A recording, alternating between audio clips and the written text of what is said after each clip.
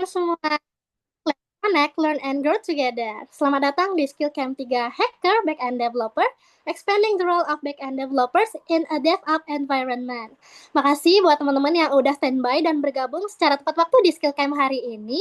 Aku lihat teman-teman pada antusias nih. Harus dong, masih jam 10 pagi juga, karena acara pagi hari ini bakal seru dan interaktif bareng teman-teman.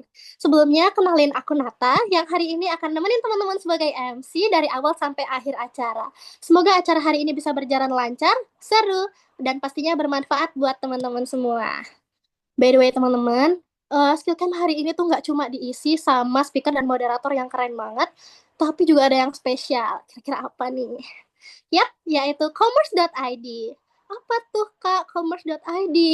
Jadi, skill camp kita hari ini itu disponsori oleh commerce.id yang merupakan startup teknologi terkemuka di Jawa Tengah yang berpusat di Purbalingga dan punya cabang di Jogja serta Jakarta. Commerce.id ini menghadirkan solusi software buat teman-teman yang punya UMKM dan ingin berkembang secara digital. Dan saat ini commerce.id itu udah didukung sama 100 lebih talenta di bidang teknologi. Oke teman-teman, sebelum masuk ke sesi utama, izinin aku buat ngenalin pihak-pihak yang akan membersamai kita hari ini, yang pastinya gacor dan keren banget. Pertama ada speaker kita, itu Kak Rion Ariana. Nah, Kak Rion ini seorang profesional teknologi informasi yang berpengalaman sebagai back-end developer dengan latar belakang teknologi informasi dan manajemen di teknologi informasi. Nah, Kak Rion juga terlibat langsung sebagai web developer di PT Klik Logistik Putra Harmas, full stack developer di PT Indocipta Nusantara Information, dan Information Technology di Cyber Labs. Gacor dan keren banget kan? Yang kedua juga nggak kalah keren nih teman-teman. Ada moderator kita, itu Kak Dharma Chandra Firya atau Kak Chandra, yang merupakan bagian dari GDGOC Telkom University Purwokerto dan terlibat langsung sebagai back-end specialist di tim education. Oke, kita langsung aja masuk ke sesi pematerian yang hari ini akan dipandu oleh Chandra sebagai moderator dan disampaikan langsung oleh Kak Rian sebagai speaker. Buat teman-teman, silahkan nyimak materi dengan baik. Kalau ada pertanyaan, teman-teman bisa catat dulu karena nanti bakal ada sesi Q&A. Waktu dan tempat dipersilahkan buat moderator dan speaker. Silahkan.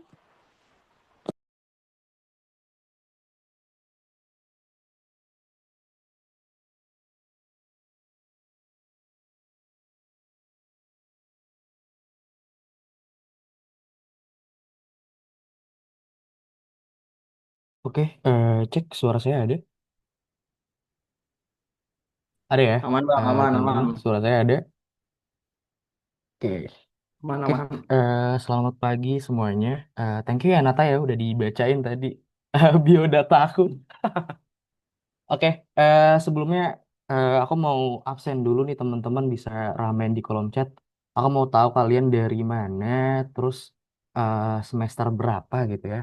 Mau kenalan dulu sebelum aku memperkenalkan diri sama bawain materi hari ini ya. Bisa di ramen aja kolom chatnya.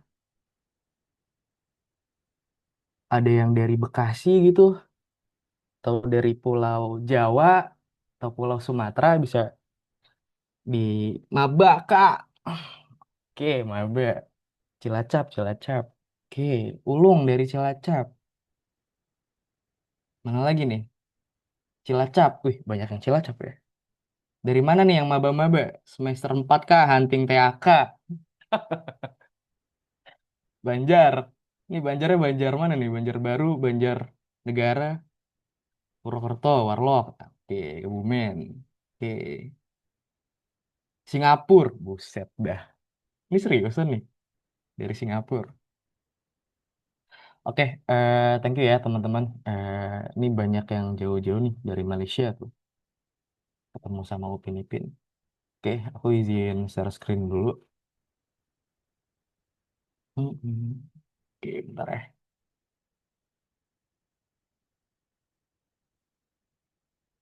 Oke,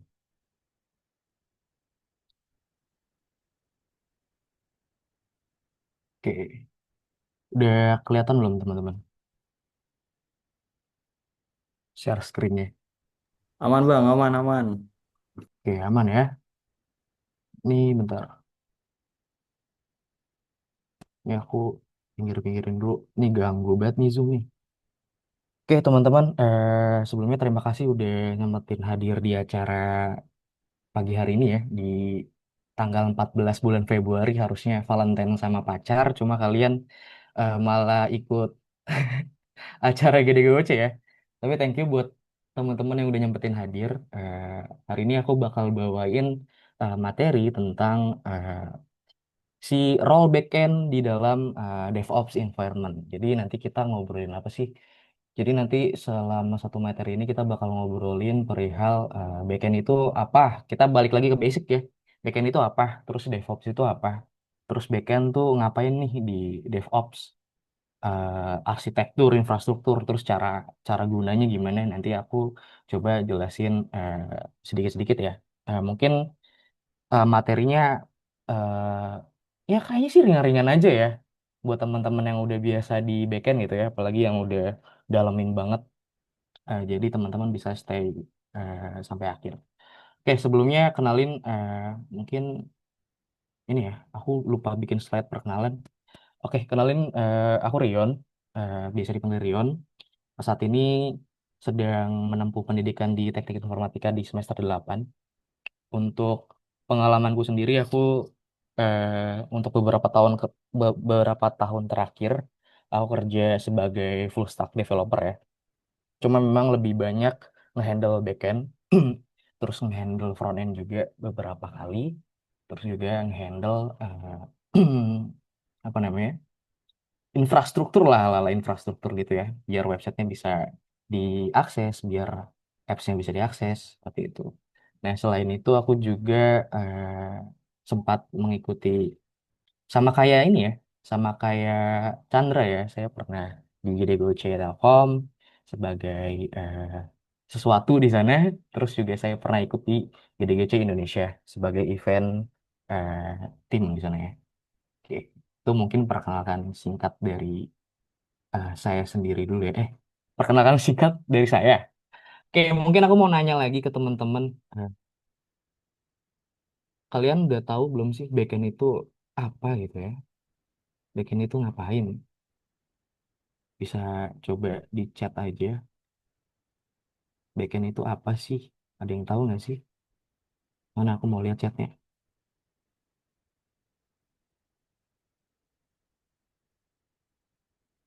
Oke, agak nge-freeze nih.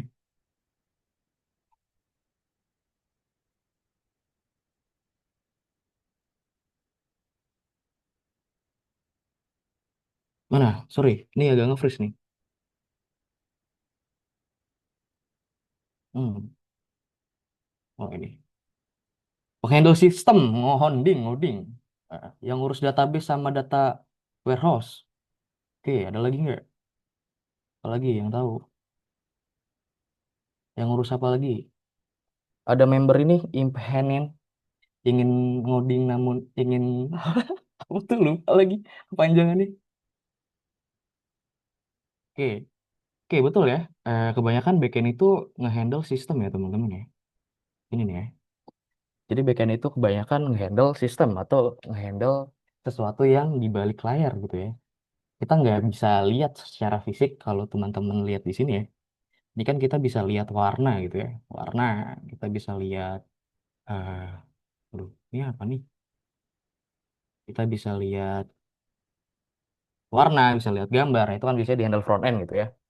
Kalau backend tuh ngapain ya? Dia ngurusin basic logiknya, terus data processingnya, terus juga ada terkait performanya, performa si aplikasi itu kayak gimana, terus juga scalability-nya, apakah bisa di expand gitu ya.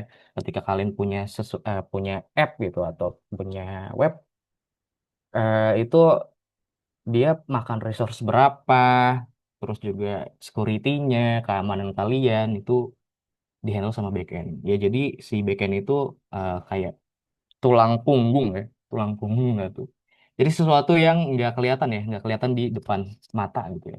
Dia jalannya di balik layar. Biasanya dia handle-nya API, out, terus data modeling, terus juga yang lain ya banyak ya. Ada teks-teks di belakang layar, misal kayak login password kan itu di-handle sama eh, backend juga gitu. Jadi dia engine room of software gitu ya. Jadi dia engine-nya gitu ya. Kalau mobil itu kan kita bisa lihat bentukan mobilnya, tapi kita nggak bisa lihat mesinnya karena mesinnya di dalam. Nah itu mesinnya itu si backend-nya biar bisa bergerak dan segala macam ya. Nah di backend itu banyak sekali ya teman-teman ya, yang perlu kita ulik gitu ya. Salah satunya mungkin ini aku bakal langsung aja di backend itu eh, kalau teman-teman mendalami lebih dalam lagi ya. Itu tuh backend biasanya terdiri dari dua arsitektur ya teman-teman ya. Mungkin teman-teman udah sering pakai tapi belum ngeh gitu. Itu tuh apa gitu ya. Jadi biasanya di backend itu ada arsitektur monolit dan juga microservice gitu ya. Kita bisa bagi dua antara monolit dan microservice. Bentar, ini kok muncul mulu ya. Oke. Ini tradisional ya. Biasanya teman-teman di arsitektur monolit itu eh, dia itu apa sih si monolit ini? Intinya adalah si monolit itu sistem di mana satu kodenya itu nggak terpecah-pecah gitu ya. Semua fitur ada di dalam satu repo. Misal kalian teman-teman bisa cek di GitHub gitu ya. Terus ada aplikasi kalian build pakai Golang, pakai Laravel itu tuh satu kode utuh buat ngehandle semua bisnis logiknya gitu ya. Nah, terus contohnya kayak gini. Ini ada user interface, ada business layer, ada data interface, ada database. Ini dalam satu lingkup yang sama, itu monolitik dalam segi arsitektur. Terus nanti kalau ada error di mana ya error, ya kalau ada satu sistem yang error gitu ya, website kalian bisa error semua gitu ya. Kalau misal teman-teman bayangin punya e-commerce. Di e-commerce kan ada fitur keranjang, terus ada fitur apa? Checkout gitu ya. Kalau satu error ya nggak bisa diakses tuh halaman keranjangnya gitu ya. Sudah nggak bisa diakses tuh si websitenya gitu ya. Terus untuk scalingnya dia vertical scaling. Mungkin ini agak agak ini ya, mungkin agak nggak familiar gitu sama teman-teman. Cuma nggak apa-apa kita coba ulik dulu. Terus deployment itu cukup mudah ya teman-teman ya. Ini masalah yang kita hadapi nanti ketika kita bikin sebuah aplikasi itu di deployment ya teman-teman ya. Ketika teman-teman bikin aplikasi entah itu arsitekturnya eh, monolith, entah itu arsitekturnya microservice gitu ya, itu pasti bakal repot di bagian deployment. Nah, makanya nanti kita jawab di sini ya. Terus selain monolith ada arsitektur microservice. Jadi si microservice ini sebetulnya ngodingnya sama aja teman-teman ya. Yang ngoding aja gitu. Cuma yang dibedain dia ada service-service yang terpisah. Misal dalam satu website teman-teman di sini ada user service, DB-nya terpisah sendiri. Ada payment service, payment-nya terpisah sendiri. Terus ada katalog service, katalognya terpisah sendiri gitu ya.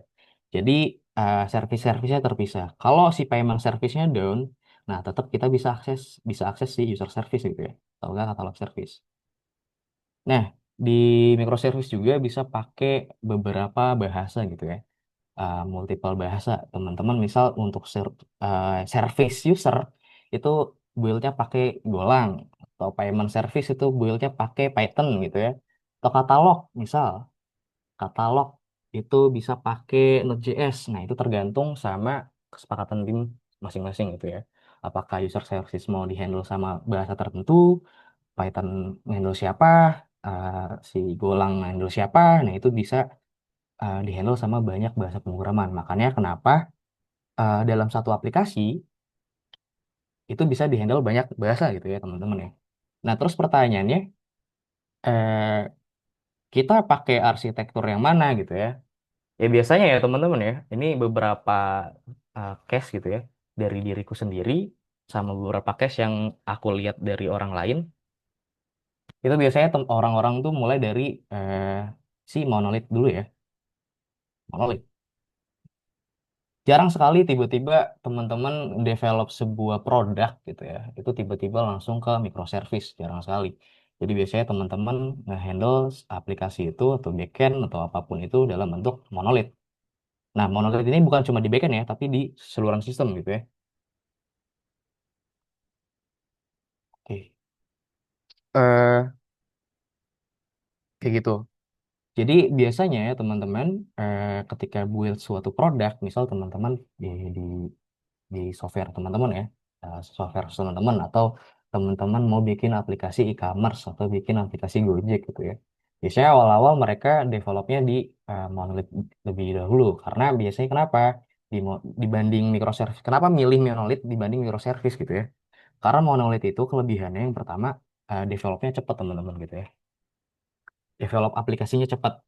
Ya udah kalian ngoding gitu ya satu aplikasi penuh pakai bahasanya satu Golang gitu atau enggak pakai PHP gitu ya pakai Laravel atau pakai apapun ya udah misal teman-teman dikasih deadline 2 minggu untuk bikin MVP. Nah 2 minggu bikin MVP kalau dari awal ribet ke microservice itu kayaknya nggak bakal ini ya nggak bakal nyampe gitu nggak nyampe deadline. Makanya orang-orang biasanya di awal-awal untuk ngejar suatu produk itu launch gitu ya. Kita pengennya produk ini launch cepat gitu. Biasanya teman-teman pakai monolith. Jadi kayak gitu. Jangan berpikir kayak pakai microservice saja ini bagus gitu ya. Pakai bahasa ini bagus gitu ya. Nah, itu jangan ya. Karena pada akhirnya software yang kita bangun itu untuk kita jual gitu ya ke user biar user bisa cepet pakai gitu ya, menghasilkan money biar cepet gitu ya. Dibanding kayak pusing gitu ya, aduh mau pakai monolith apa microservice di awal gitu ya. Padahal belum tentu juga produknya itu kalian jual belum tentu jadi gitu ya. Udah lama-lama di microservice, udah ngedevelop dan segala macem, tapi malah eh, kelamaan dalam dalam developnya nggak launching-launching gitu ya. Nah, itu agak bahaya juga tuh. Oke, itu monolith dan microservice. Nah, hubungannya apa? Hubungannya biasanya nanti dari segi deployment ya teman-teman ya. Dari segi ketika sudah selesai mengerjakan ya kalian pasti bakal push ke VPS, entah push ke cloud, entah push kemana. Nah itu yang jadi perhatian kita pada hari ini. Oke. Contoh, misal teman-teman ngedevelop suatu produk eh, ini ya, aplikasi kampus gitu ya, misal kayak Igrasias gitu. Teman-teman kan ngedevelop produk nggak cuma satu tim ya. Itu bisa aja lu dalam satu tim itu, dalam satu tim itu bisa ada 2 orang gitu ya. Atau lebih dari 2 orang. Ini yang masalah masalah klasik gitu ya. Ini programmer A gitu ya. Ini programmer B, programmer C. Lu ngedevelop, lu lagi. Kalian ngedevelop satu aplikasi yang sama gitu ya. Ngedevelop aplikasi yang sama. Nah, si programmer A, ini kita udah sepakat nih, kita pakai Golang gitu ya. Ngodingnya pakai Golang. Tapi si programmer A itu, dia pakai Golangnya versi 1.1 gitu. Terus kalau programmer B, dia ngedevelopnya pakai Golang versi 1.2. Terus yang C, 2.1 gitu ya. Dan ini masalah nih teman-teman. Ini masalah. Kenapa? Karena biasanya ini ada salah satu kebiasaan orang-orang ya kalau ngedevelop sebuah aplikasi. Loh, di laptop gua jalan, di laptop gua jalan gitu ya. Terus selalu eh ngomong seperti itu tuh ya. Padahal ya itu nggak boleh ya. Kalau di laptop dia jalan ya harusnya di tempat yang lain juga harus jalan gitu. Nah, kenapa nggak jalan? Karena versi dari versi aplikasinya aja udah berbeda. Apalagi misal dia butuh dependensi ya. Misal service A nih ya, dia butuh library versi 1, tapi service B-nya butuh library versi 2.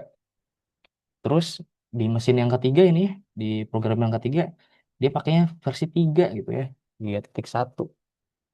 Nah itu jadi masalah juga ya, teman-teman ya.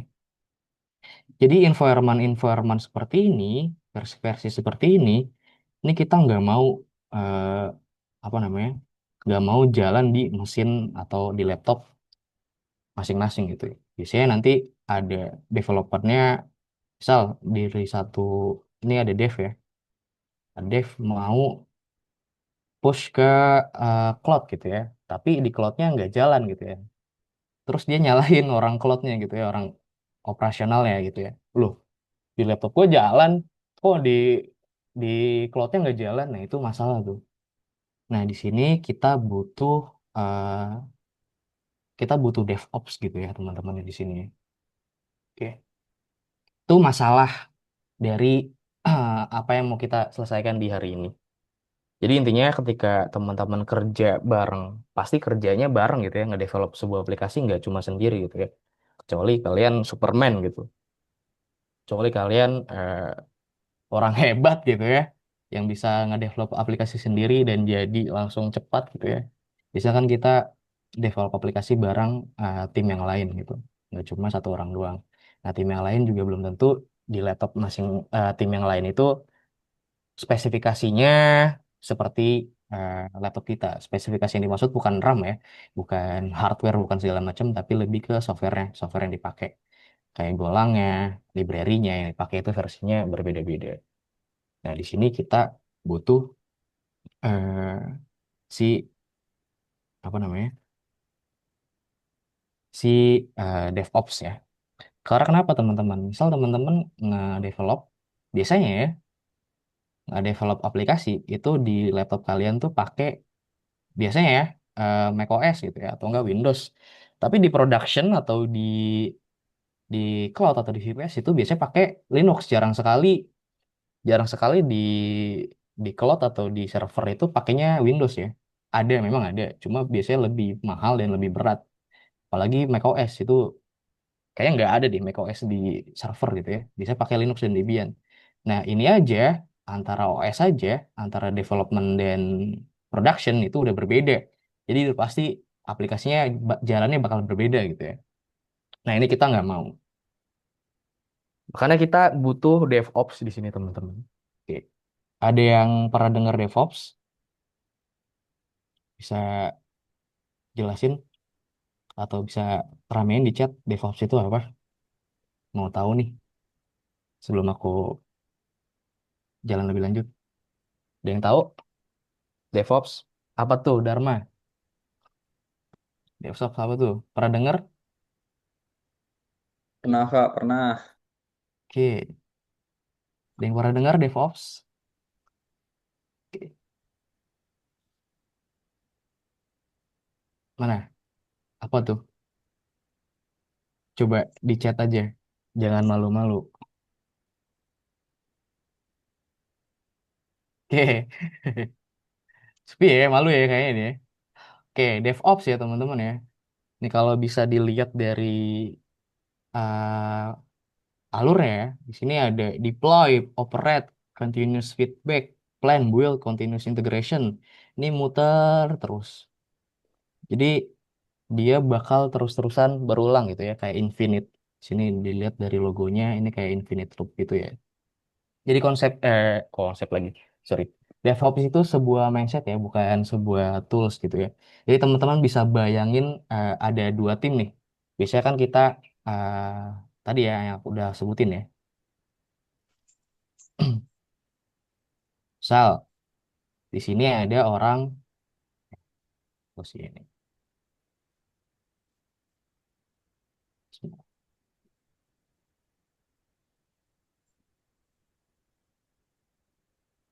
Oke, sebentar. Hmm, nggak mau balik ya.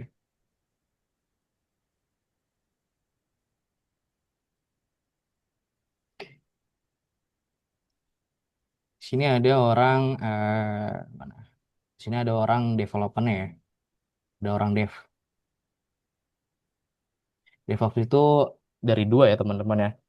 Development dan operasional. Itu ada orang development dan orang operasional.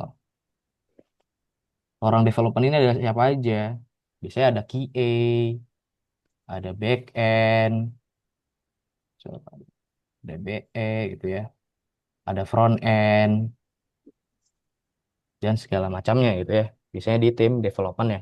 Kalau di orang operasional, biasanya orang-orang di yang ngurusin misal server aplikasi gitu ya, ngurusin jaringannya. Nah, ini di orang operasional. Jadi dulu tuh ada tembok yang misahin antara development sama operasional. Misal ada orang dev gitu ya ngoding, terus kita push ke GitHub, terus ada error, nah orang operasionalnya nyarain tuh di cloud-nya gitu ya error gitu ya. Ini gimana sih orang dev ngoding kok bisa tembus sampai cloud masih ada error gitu ya, masih ada kesalahan dependensi dan segala macamnya. Tuh nggak ini ya, nggak sinkron antara dev sama orang operasional gitu ya. Jadi di awal 2000-an gitu ya, ini sangat repot sekali ya antara orang dev sama orang operasional gitu. Makanya di sini ada di tengah-tengah ini biasanya kita sebut ada orang DevOps, orang yang mengerti si developmentnya sama ada orang yang ngerti si operasional gitu ya. Nah bayangin teman-teman ada dua tim gitu ya, developer nulis kode, terus orang operasional ngurusin server. Fokusnya developer kan cuma ngoding gitu ya dulu ya. Jadi kalau ada kode yang nggak jalan gitu ya, itu codingnya rusak gitu ya. Terus ketika developmentnya di laptop teman-teman itu jalan, tapi di server itu hancur gitu ya, nggak jalan gitu ya, itu repot juga. Nah, DevOps ini hadir untuk tadi ya, ngehancurin dinding ini ya, dinding antara orang development sama operasional gitu ya. Jadi intinya si DevOps ini nanti teman-teman bukan kayak tools-tools cuma CI/CD doang, bukan tools-tools kayak pakai Trello, pakai Google Doc, bukan ya, bukan itu ya. Jadi dia yang apa namanya tanggung jawab tanggung jawab ini ya, tanggung jawab antara tim dan antara tim development sama tim operasional. Jadi nggak saling nyalahin satu sama lain gitu ya. Ketika si kodenya itu di-push ke production gitu. Contoh praktiknya apa? Di sini ada tulisan ini, continuous integration. Jadi contoh praktiknya itu teman-teman ada namanya CI/CD gitu ya. Mungkin teman-teman sering sering dengar familiar gitu ya, cuma belum terlalu mendalami. Jadi ini salah satu contoh praktik di DevOps itu ada CI/CD. Jadi ada testing, prakteknya testing, terus deployment itu nggak lagi manual gitu ya, bisa otomatis gitu semuanya. Jadi intinya adalah antara DevOps dan operasional itu nggak boleh ada manual lagi gitu ya. Nge-setup di developmentnya apa, di operasionalnya apa, itu nggak boleh ya. Contohnya tim development itu ngapain? Ya ini ya, bikin apps, terus juga bikin testing. Sebetulnya tim development ini lumayan banyak ya teman-teman ya, berilisan sekali sama DevOps ya. Dia bikin ngedevelop apps-nya, teman-teman misal bikin suatu produk ya, di developnya sama orang development bukan orang DevOps. Terus ngetesting si apps-nya, pakai unit testing, pakai apa JUnit atau apapun itu ya. Tiap bahasa pemrograman biasanya beda-beda tuh testingnya. Terus bikin pipeline itu pakai Git action dan segala macamnya, GitLab gitu ya.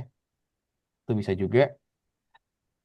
Terus tim development itu biasanya nge-build image pipeline. Ini apa sih? Ini biasanya kayak Docker, Kubernetes dan segala macamnya itu di handle sama tim development gitu ya. Terus DevOps-nya ngapain? Oke. DevOps itu sendiri biasanya uh, dia cuma setup infra, bukan cuma sih ya. Ini banyak banget nih. Setup infrastruktur yang di sini tuh bukan kayak jalanan tol gitu ya, bukan ya, teman-teman ya. Jadi infrastruktur yang di sini yang dimaksud itu infrastruktur si servernya, jaringannya kayak gimana, dia pakai cloud kah, dia pakai VM kah, atau dia pakai container dan segala macamnya kah. Wah ini salah nih, harusnya bukan ini ya, ini salah nih. Cloud atau VM dan segala macamnya itu eh, tanggung jawab si DevOps. Untuk tanggung jawab si tim development ya ini ya, tim development app, terus testing, terus build pipeline, terus build image pipeline. Nah, ini juga tanggung jawab si developernya.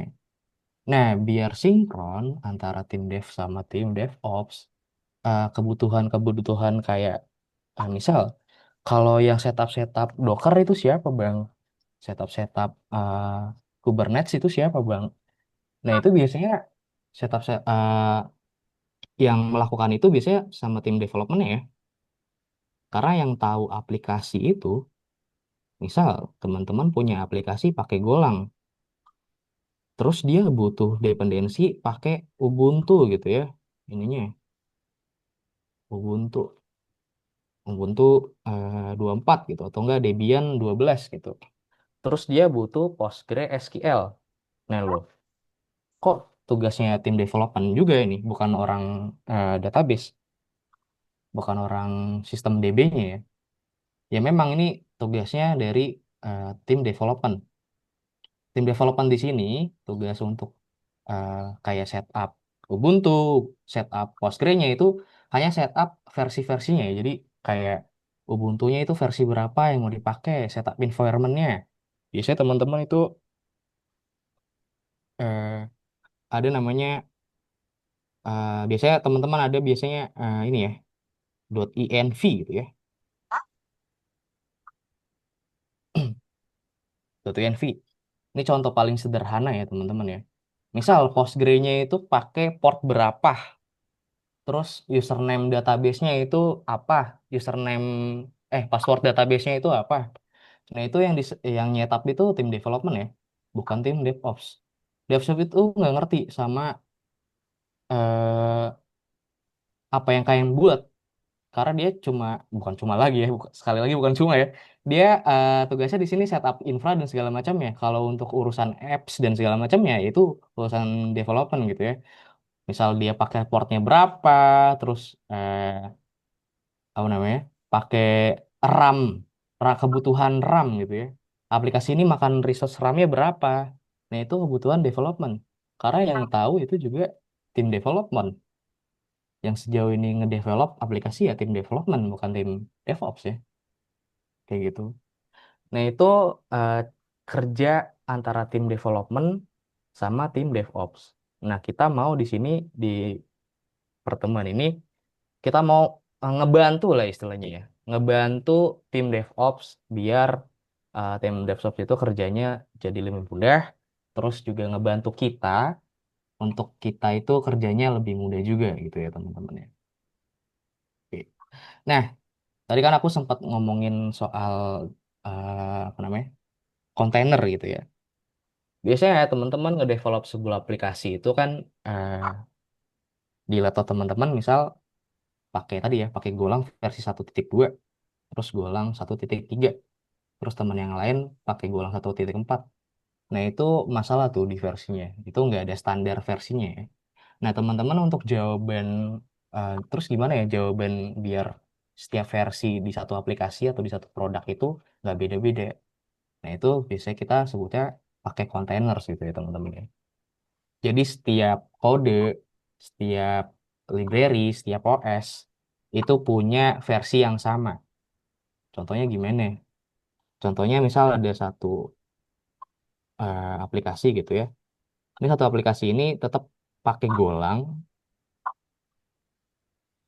pakai Golang versinya 1.2. Nah, karena kita udah pakai container gitu ya, tanggal container, ini versi di developer A, developer B, developer C. Ini tetap ngikutnya yang di kontainernya ya, kontainer yang dipakai. Nah, teman-teman nanti bisa coba ulik lagi soal kontainer. Aku nggak jelasin banyak di sini. Intinya pemakaian kontainer itu untuk ngebantu teman-teman terkait masalah OS, masalah versi library, masalah versi eh, versi bahasa. Nah, itu ngebantu untuk mecahin masalah itu tersebut gitu ya.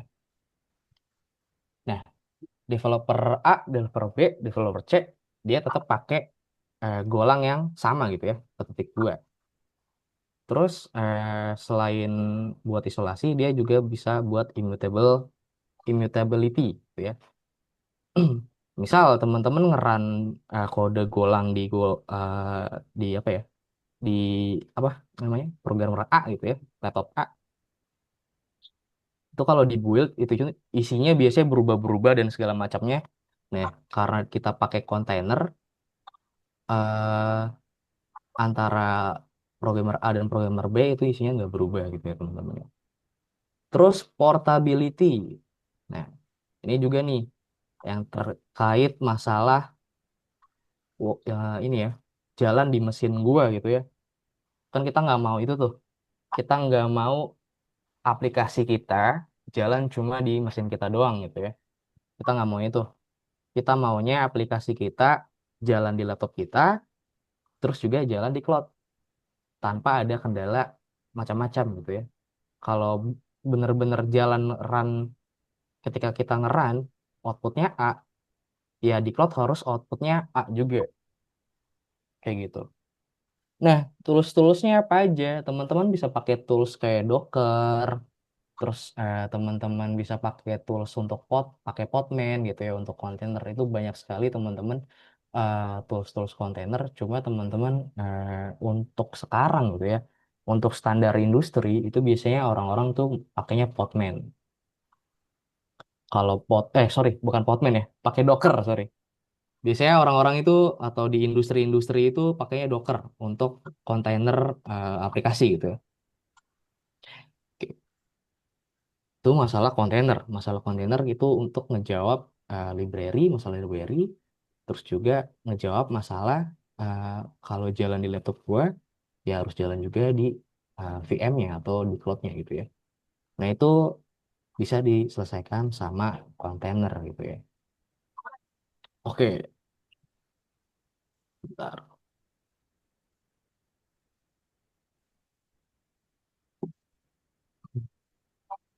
Ada nggak tools kontainer lain selain Docker sama Podman? Ada banyak teman-teman. Setauku tuh sekarang kontainer sudah mulai di ini ya, kontainer tools.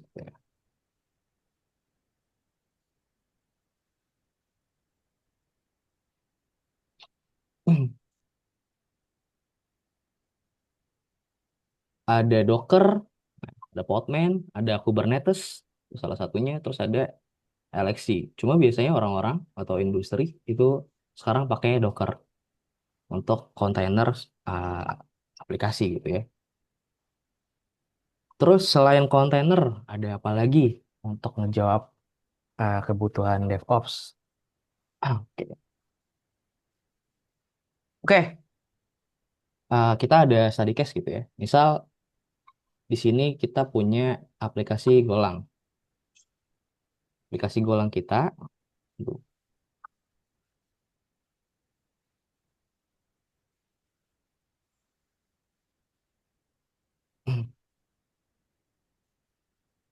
Oke. Di sini ada aplikasi Golang gitu ya. Kita udah development pakai sorry, development API, development service A, service B atau apapun itu, development login, register dan segala macam. Nah, nanti dia jalannya di atas Docker container gitu ya. Jalan di atas Docker container, terus nanti untuk CI/CD itu kita pakai GitHub Action. Nah, ini udah jadi apa ya? Jadi standar industri sekarang gitu ya. Untuk development sebuah aplikasi itu biasanya uh, si Golang ini ada di atas kontainer, terus nanti untuk CI/CD-nya kita pakai GitHub Action atau enggak pakai GitLab gitu ya, teman-teman, untuk CI/CD-nya.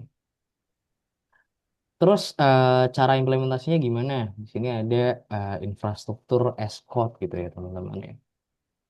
Jadi di sini kita bisa lihat gitu ya, developer ngenulis infrastruktur kode, terus ada version control, ada push pull, ada automation API, manage dan bla bla bla segala macamnya. Dan itu maksudnya apa gitu ya? Itu maksudnya gini teman-teman. Ketika teman-teman ngebangun apa ya tadi ya, aplikasi gitu ya. Teman-teman kan tadi butuh eh, kayak kebutuhan port. Suatu port itu suatu database itu pakai port berapa, INV-nya pakai apa. Terus teman-teman, misal untuk satu aplikasi itu teman-teman butuh pakai OS apa, apakah Ubuntu kah, versi berapa. Nah, itu bisa di setup semua pakai GUI ya teman-teman ya. Pakai GUI di server dan segala macamnya. Cuma biasanya eh, karena setup di GUI itu lumayan ribet dan nggak ini ya, nggak, misal teman-teman punya server banyak gitu ya, setupnya beda-beda gitu. Kalian pengennya ada script otomatis gitu ya. Kalian bikin satu script gitu. Satu script ini bisa ngejalanin ke banyak server gitu. Nah, infrastruktur as code itu yang dimaksud itu seperti itu teman-teman. Kalian punya satu script yang bisa dijalanin untuk banyak hal gitu ya, banyak server atau banyak kebutuhan yang lain. Contoh infrastruktur as code itu kayak gimana? Nah, misal teman-teman di sini pakai Docker gitu ya. Docker teman-teman butuh Postgre, butuh Ubuntu gitu ya, butuh image Ubuntu, butuh kebutuhan ini ya, misal dependencies dan segala macamnya, library dan segala macamnya ya. Nah, kalau teman-teman setupnya itu manual gitu ya, kalian jalannya satu-satu gitu ya. Ngeran si Postgre-nya, terus ngeran si app-nya pakai port berapa, terus ngeran library-nya. Nah, itu manual semuanya, walaupun pakai CLI gitu ya. Cuma ini ngerannya satu-satu. Nah, kalau infrastruktur as code, itu kalian ngedefinisiin suatu aplikasi gitu ya. Itu pakai satu aplikasi itu pakai apa aja di dalam satu baris kode kayak gini. Misal teman-teman di sini ada service app gitu ya. Ini app sekalian. App kalian pakai Golang gitu ya. Image-nya pakai Go. Terus dependensinya butuh DB-nya butuh Postgre, atau teman-teman bisa butuh kebutuhan library A, library C, library D. Nah, itu didefinisikan di satu infrastruktur as code. Ini salah satu contoh ini ya. Docker apa namanya? Script Docker ya. Jadi teman-teman dibanding apa namanya? Ngetik manual satu-satu seperti ini, teman-teman bisa definisiin satu file untuk kebutuhan aplikasi teman-teman kayak gitu. Terus ada CI/CD. CI/CD itu buat intinya adalah teman-teman ngetes, nge-build, nge-deploy itu otomatis gitu ya. Nggak manual kalian pakai SSH terus push ke GitHub gitu ya. Terus dari SSH kalian connect ke DB-nya, terus kalian clone, kalian tarik gitu ya dari GitHub-nya. Ini tuh enggak ya, teman-teman. Kita bisa otomasi pakai CI/CD ya. Nanti bisa ngetes ada kode, misal nge-build di Linux itu jalan, nge-build di macOS jalan atau enggak, di build di Windows itu jalan atau enggak. Nah, itu bisa pakai CI/CD, teman-teman. Terus juga kita bisa tahu nih secara cepat error sebelum masuk ke ini ya, ke branch master kita. Bisa di GitHub itu ada tiga ya teman-teman ya. Kalau ngoding itu biasanya ada tiga: master,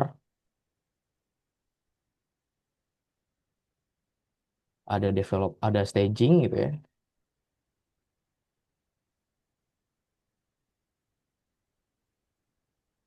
ada development. Nah, ini biasanya ada di eh, branch GitHub standar ya. Teman-teman biasanya development suatu aplikasi. Mungkin nanti teman-teman bisa kulik lagi tentang terkait Git ya. Git workflow terutama itu kepake banget buat kerja, buat kolaborasi teman-teman ke tim teman-teman di kampus gitu ya. Misal ada tugas besar, itu kepake banget. Misal ada tiga branch kayak gini gitu ya. Kita development itu di sini. Eh, Programmer A development ngepush ngepush kode dan segala macamnya itu ke sini ya, ke development. Terus nanti di staging itu biasanya ada buat ngetes gitu ya. Orang QA itu biasanya di sini nih, ngetes-ngetes kode gitu ya. Nah, kalau ada kegagalan, ya itu bisa balikin lagi ke developmentnya lagi, ke branch developmentnya lagi. Kalau memang udah oke, suatu fitur itu udah oke, baru ke push ke master gitu ya. Nah, itu semua juga bisa dilakuin dengan CI/CD gitu ya teman-teman ya. Misal CI/CD di setup gitu ya, di staging gitu, di staging atau di development, kalian setup di CI/CD-nya itu misal ngecek apakah ada typo kah, apakah unit testnya sudah jalan semua kah. Nah, itu bisa di setup di CI/CD. Biasanya toolsnya kita pakai GitHub Action atau enggak biasanya dipakai GitLab. Aku kurang tahu kalau di GitLab itu kayak gimana sih CI/CD-nya, tapi kalau biasanya aku biasanya pakai GitHub Action. Itu yang paling familiar gitu ya. Sama banyak tutorialnya gitu kalau teman-teman mau cari gitu ya. Oke, contoh aja biar ada bayangan gitu ya. Di sini aku punya kode gitu ya.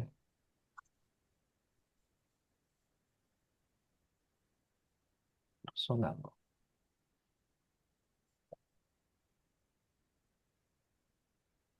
Eh,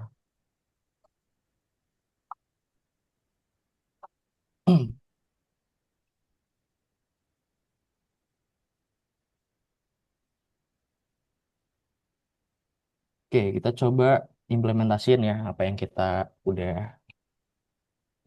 apa yang saya jelasin tadi ya. Misal teman-teman di sini ada aplikasi Golang gitu ya.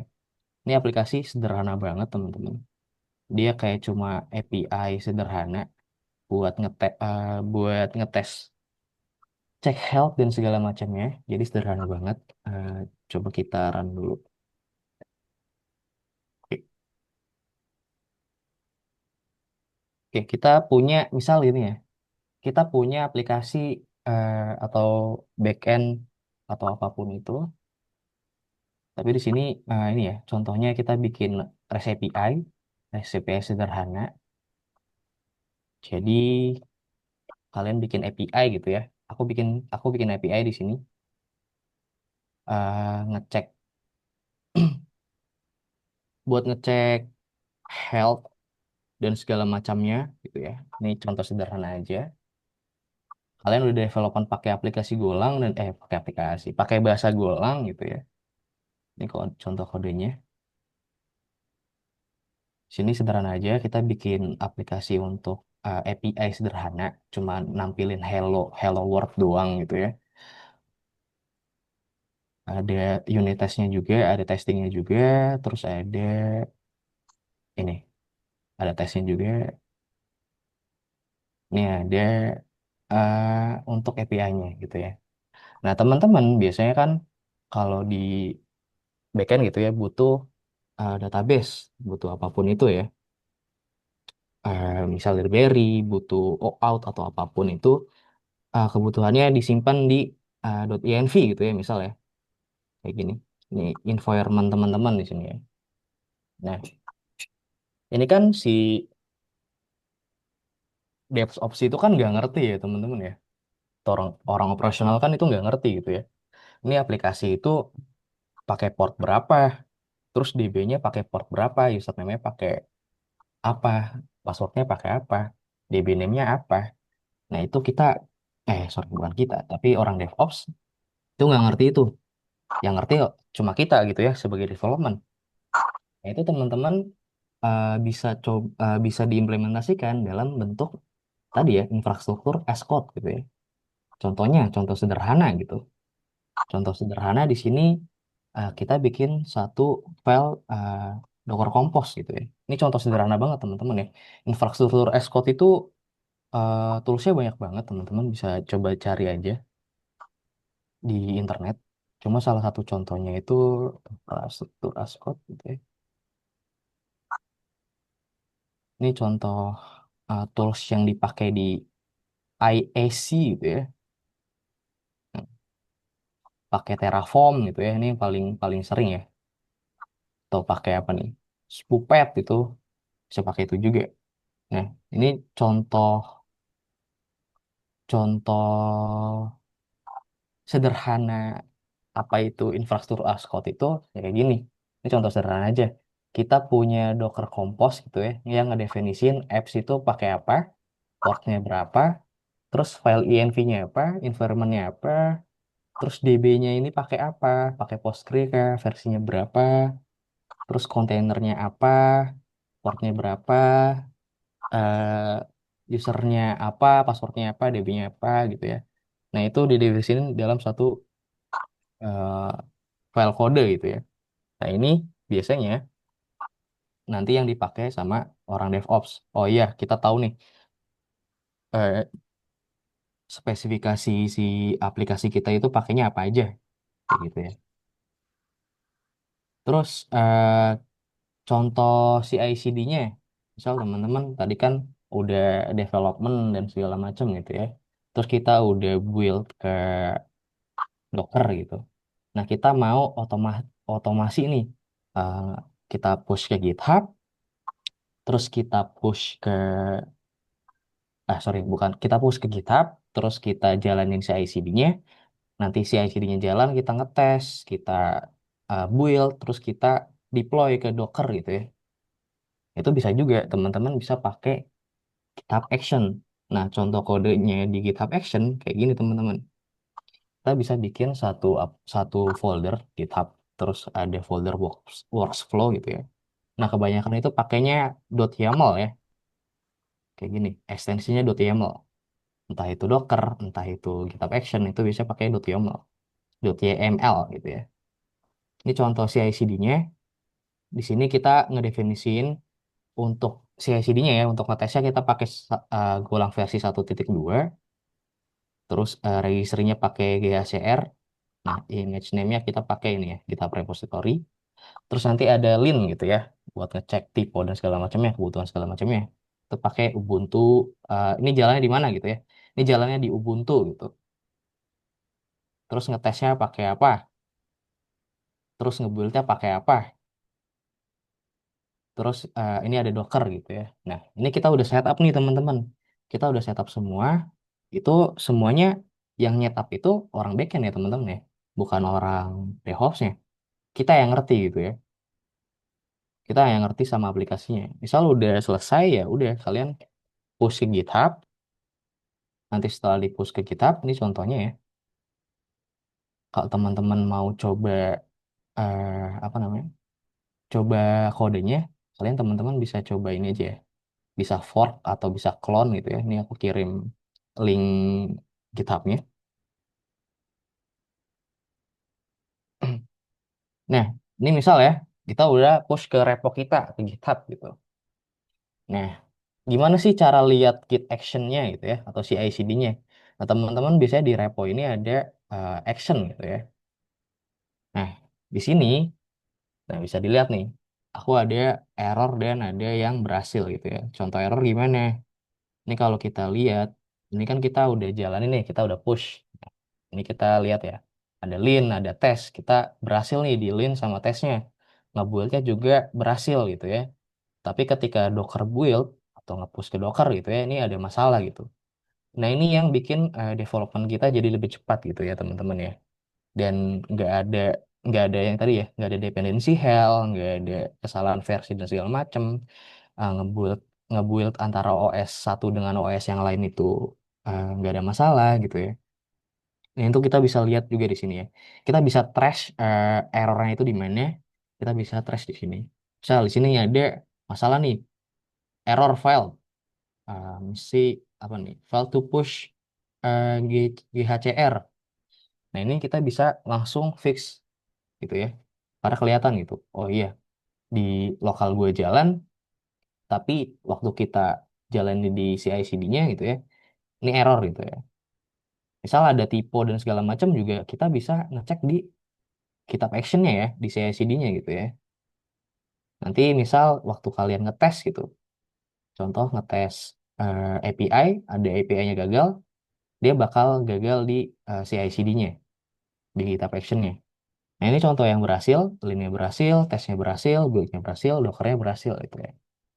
Nah contoh gagal gimana? Misal di sini aku ada eh, contoh gagal, Bang. Coba kasih contoh gagal. Mana? Internal. Misal di sini hello world gitu ya.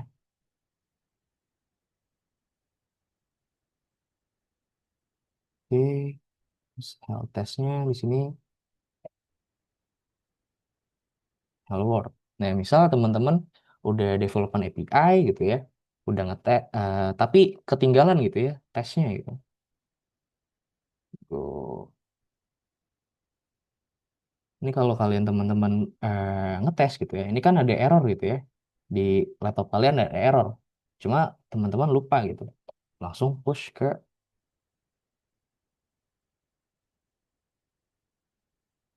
bentar.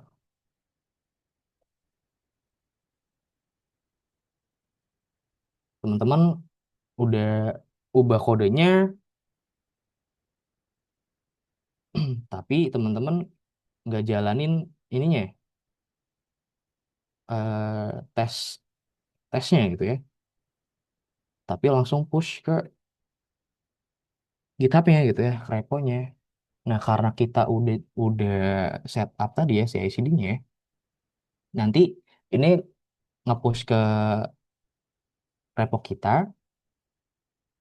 Terus kalau kita lihat action-nya, nah di sini dia otomatis bakal ngejalanin tuh CI/CD-nya. Di sini ngejalanin link-nya, ngelinnya dulu. Apakah berhasil atau enggak? Nanti kita bisa lihat. Nah, ini link-nya berhasil, jalan. Coba ini tes ya. Tadi kan kalau di lokal kita gagal gitu ya tesnya. Ada kesalahan ngodingnya gitu.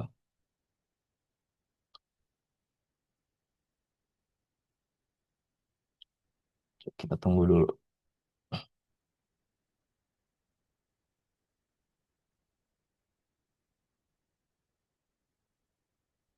Nah, kita bisa lihat tuh. Di sini langsung di get action-nya gitu ya. Langsung ada tesnya error gitu.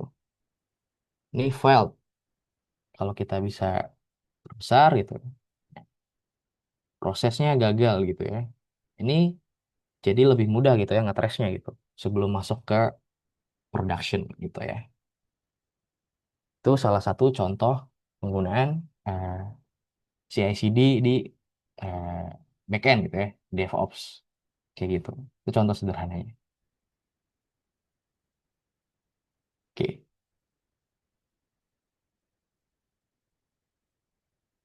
Oke. Terus intinya apa teman-teman dari semuanya gitu ya? Tadi ada Docker, ada infrastruktur as code, terus ada DevOps dan segala macam gitu ya.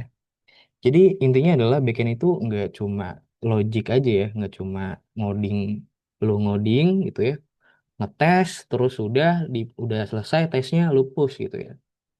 Kita masih ada tanggung jawab untuk sampai aplikasi kita itu ke delivery ke user itu dengan baik gitu, nggak ada error di user, nggak ada masalah di server. Nah itu masih tanggung jawab kita gitu ya teman-teman ya. Jadi nggak saling menyalahkan antara orang backend dan orang DevOps gitu ya. Kita juga masih ada tanggung jawab untuk kebutuhan environment, kebutuhan apa namanya, spesifikasi RAM dan segala macamnya itu masih tanggung jawab kita. Sampai akhirnya ke delivery produk kita ke delivery dengan baik ke user, nah itu tanggung jawab kita sudah selesai gitu ya. Cuma ketika masih ada bug di server, masih ada bug di cloud, itu masih tanggung jawab kita. Terus yang kedua adalah container. Ini teman-teman ya. Tadi ya terkait masalah dependensi hell gitu ya antara library satu antara bahasa satunya bedanya versi gitu ya. Laptop yang lain versinya apa, laptop kalian versinya apa gitu ya. Nah, itu bisa diselesaikan dengan kontainer gitu ya. Pastiin konsistensinya dari awal kalian develop gitu ya. Nah, terus yang ketiga eh, otomasi semuanya gitu ya, teman-teman. Teman-teman bisa pakai CI/CD untuk otomasi semuanya gitu ya, mulai dari test, build, sampai deployment itu diotomasi pakai itu. Jadi nggak ada kendala sampai eh, server gitu ya. Jadi nggak ada kendala lagi kayak gitu. Teman-teman bisa pakai CI/CD kayak gitu. Oke, terus resource-nya Bang. Kalau mau dalemin back-end gitu ya, kalau mau dalemin DevOps. Nah, teman-teman bisa buka aja. Ini salah satu, ini ya, teman-teman ya. Apa yang aku dapetin sekarang itu banyak sekali dari resource-resource ini ya, teman-teman ya. Biasanya aku belajar dari sini. Nah, kalau di back-end gitu ya, kita bisa lihat nih. Di backend itu ngapain aja? Kalau mau belajar dalamin backend gitu ya, kita bisa lihat eh, kalau dibanding front end ya teman-teman ya, dibanding front end, kerjaan backend itu banyak banget teman-teman. Kita bisa lihat ya kalau kita mendalami backend, ini banyak banget tuh kalau kita scroll. Ada pertama milih bahasanya dulu, terus ngerti HTTP lah, ngerti domain name lah, dan segala macamnya ya. Ini basic-basicnya. Terus kita ngerti tentang version control system, itu pakai Git. Terus kita ngerti repo, pakai GitHub, pakai GitLab. Terus kita ngerti database, terus ngerti API style kayak gimana, terus ngerti caching, terus ngerti server, web server gitu ya. Tadi kita belum mention web server tuh. Web server tuh ada Nginx, ada Apache, ada KDE yang baru gitu ya. Terus ada, oh ini AI in development, ini baru nih. Ada apa? Ada security, ada hashing dan segala macem.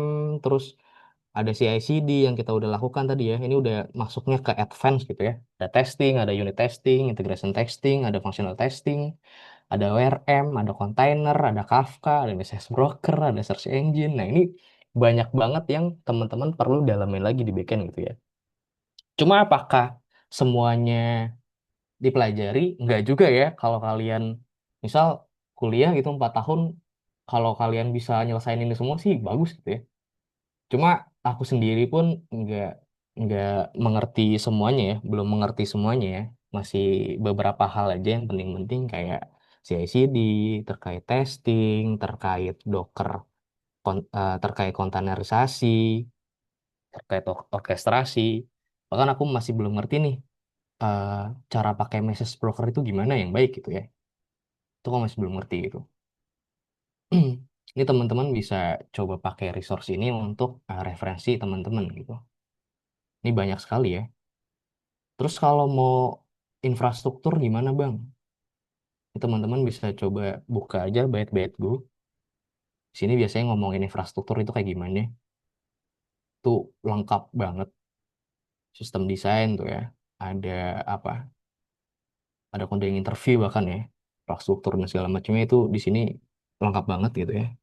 Kalian bisa pakai resource ini buat belajar. Nah, ini DevOps ya.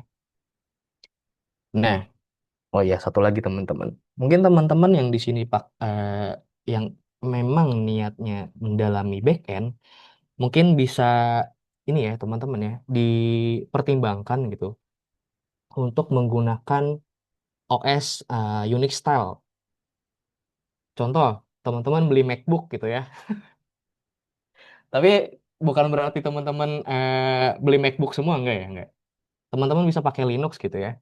Teman-teman kalau memang mendalami backend, aku saranin banget silakan dipertimbangkan selain pakai Windows, teman-teman bisa pakai Linux. Kenapa? Karena biasanya di Windows itu eh, sangat berbeda ya teman-teman ya. Sangat berbeda apa yang ada di Windows kalian sama apa yang di server. Di server kan tadi aku bilang ya, mayoritas di server itu pakai 90% eh, Linux gitu ya. Dari server aja 90% Linux dibanding Windows. Kalau teman-teman developmentnya pakai Windows, dan kebutuhan server dan segala macamnya itu berbeda, itu agak masalah tuh. Walaupun tetap ya bisa kita atasi dengan kontainer, itu nggak masalah juga tuh. Cuma kenapa dipertimbangkan menggunakan Linux, mungkin teman-teman bisa dipertimbangkan ya. Entah itu dual boot, entah itu kalian full pakai Linux. Karena teman-teman di sini banyak sekali ya kebutuhan-kebutuhan backend itu biasanya di Linux itu lebih mudah gitu ya. Kayak Gitnya gampang, terus script-script base-nya itu eh, base-nya adanya di Linux gitu ya, walaupun di Windows itu ada WSL ya setahu ya. Terus kalau apalagi yang udah di DevOps gitu ya, udah di main di DevOps ya, sudah wajib hukumnya pakai Linux gitu ya. Entah itu WSL, pakai WSL di Windows ataupun dual boot di Linux. Saranku sih eh, teman-teman bisa dual boot aja gitu ya di Linux gitu.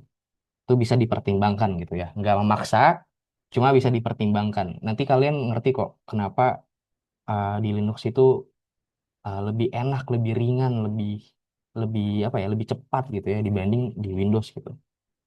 silakan dipertimbangkan. Terus juga ini ada YouTube, mungkin teman-teman udah tahu. Di sini aku biasanya juga banyak belajar tentang arsitektur, tentang backend, tentang apapun gitu ya. Ini teman-teman bisa belajar di sini ya, kayak gitu. Nah, tadi untuk kodenya teman-teman bisa coba cek aja di demo gitu ya. Nih ya, demonya. Kalian bisa cek di repoku. Tadi udah aku kirim di chat. Kalian bisa clone, kalian bisa fork atau apapun. Silakan. Nanti bisa dicoba sendiri-sendiri gitu ya, masing-masing. Oke, mungkin itu aja materi tentang DevOps ya dari aku. Kurang lebihnya mohon maaf. Wassalamualaikum warahmatullahi wabarakatuh. Ini teman-teman kalau ada yang mau nanya silahkan tanya aja nanti di chat atau di Slido. Oke, aku ambil alih dikit ya. Bang. Sebelumnya thank you banget buat Karyon udah nyempetin waktunya buat ngasih materi. Jujur, aku ngeliatnya materi sih daging banget sih Kak. Terus ini tuh jarang banget dibahas di kampus. Jadi kayak eh ini tuh materi yang nggak sering muncul nih gitu. Kalau kecuali kita ngulik sendiri gitu. Jadi makanya aku bilang kayak ih bagus nih materinya gitu. Oke, jadi mungkin di sini aku mau review sedikit materi yang udah kita pelajari.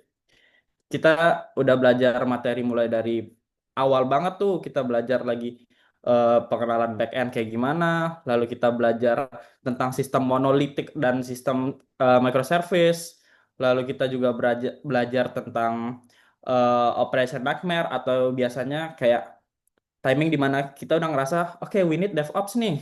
Lalu kita juga belajar nih gimana peran kita sebagai orang dev kalau kita masuk kita seorang backend kita masuk nih ke dunia DevOps mulai dari kita containerize lalu kita bikin infrastruktur lalu setup CI/CD dan masih banyak banget tuh yang lainnya.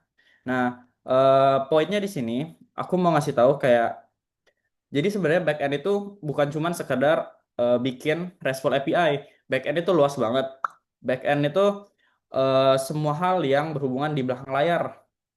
Itu tuh benar-benar suatu hal yang nggak cuman kita cuman bikin API nih. Oke, kita dibilang backend. Oke, kita backend. Tapi nggak itu doang tuh kerjaan kita. Jadi kerjaan kita tuh sebenarnya sebagai backend itu banyak banget. Nah, lalu kenapa sih kayak kayak backend tuh kerjanya banyak banget? Karena eh kalau front end itu memang dia kan hanya membuat tampilan lalu membuat UI atau mendesain. Tapi kalau kita sebagai back end kita harus memikirkan entah scalable-nya itu gimana, ke depannya bagaimana, target klien kita berapa orang yang makainya, apakah kalau kita pakai bahasa Go atau kita pakai bahasa PHP itu lebih cocok mana, lalu kalau misalnya kita expand kelanjutannya ada fitur terbaru, apakah maintenance-nya gampang? Jadi back end itu luas banget tuh guys.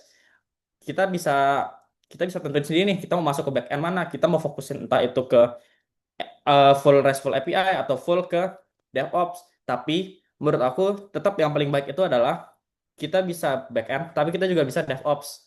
Jadi ketika kita masuk ke dunia perusahaan, perusahaan itu tidak perlu untuk membayar dua orang yang berbeda untuk mengerjakan dua task yang berbeda. Kalau misalnya kita bisa melakukan dua task tersebut, perusahaan itu akan lebih memilih kita timbang orang lain. Oke, sama paling satu lagi sih. Ini adalah satu hal yang aku dapat dari mentor kerjaku lah di sini. Jadi, setiap kita menulis baris kode, kita tuh harus mempertimbangkan scalable dan maintenance-nya. Kenapa? Karena baris kode itu bersifat liable, guys. Liable itu apa? Liable itu adalah suatu hal yang bersifat kita maintenance terus, kita rawat terus, kita jaga. Contoh misalnya seperti motor. Motor itu masih kita rawat nih, kita jaga, kita servis tiap minggu. Itu akan menghabiskan apa? Itu akan menghabiskan pertama waktu dan maintenance. Nah, itulah sebabnya kenapa setiap baris kode yang kita tulis itu tidak boleh apa ya, bisa dibilang boros resource nih, karena jika kita boros resource, kedepannya tuh bakal jelek banget nih untuk kita maintenance-nya. Dan itu tuh jadi nggak enak gitu loh. Kayak kita bisa ngabisin waktu banyak untuk memperbaiki suatu hal yang mungkin tuh hal kecil, tapi karena kita tidak mikirin scalable-nya, itu justru malah bikin jadi susah nih. Oke, mungkin itu aja sih dari aku. Sekarang kita akan masuk ke sesi Q&A. Mungkin kalau ada pertanyaan tentang seputar materi yang udah kita jelasin, ayo langsung aja dikirim aja di chat atau mungkin bisa langsung raise hand dan on mic. Nanti bakal dijawab sama Bang Rion atau aku. Oke guys.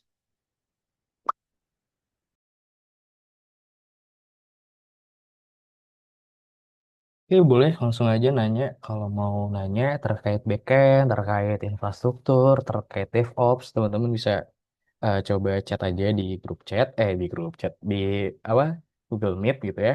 Kalau teman-teman mau raise hand atau mau open mic gitu ya, silakan bisa langsung open mic aja gitu ya.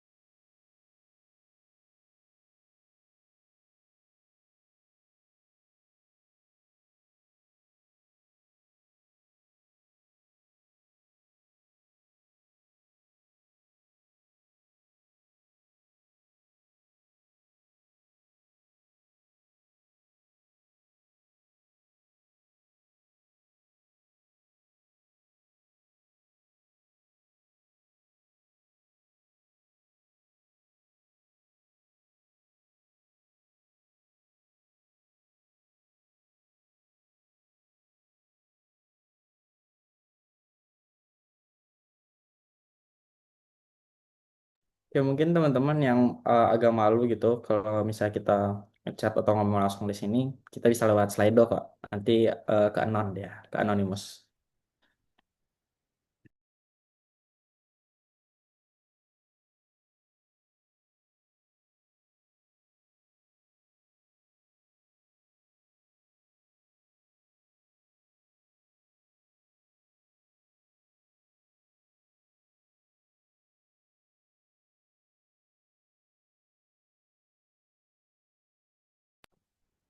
Nah, buat teman-teman yang mungkin tadi tuh masih bingung kan materinya banyak banget tuh yang udah dijelasin sama Kak Rian atau review materi dari Kak Chandra. Teman-teman kalau masih bingung dan masih penasaran tentang hal-hal yang masih berbau-bau back end, teman-teman bisa langsung scan QR yang di share screen. Jadi kalau misalnya teman-teman malu buat raise hand atau di chat, teman-teman bisa scan QR atau itu join at slido.com hashtag 2864889. Teman-teman bakal ke detect-nya anonimus, jadi nggak akan ketahuan kok kalau teman-teman yang nanya. Mumpung ada expertnya, jadi teman-teman bisa kepoin banget nih secara dalam kayak apa nih Kak, microservice tuh apa Kak, kayak gitu.